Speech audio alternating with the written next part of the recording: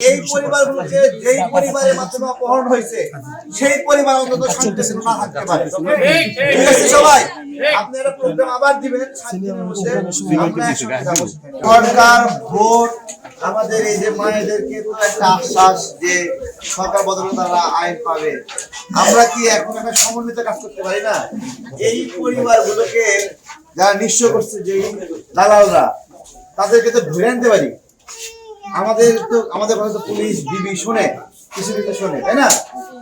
একটা গেল, তারপরে এই পরিবারগুলোকে যারা অপহরণ করছে তাদের পরিবার এই বাংলাদেশে আছে এবং তাদের পরিবারের মাধ্যমে নিচ্ছে।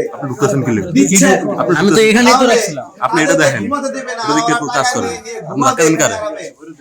আপনি ধাক্কা দেন কারে? আমরা যদি চাই কাজ করেন তাহলে আমি মনে করি আঙ্গুল নামা আঙ্গুল নামানো আরো বেশি আঙ্গুল নামায় কথা বলেন। এই দালালরাই বাংলাদেশে আছে।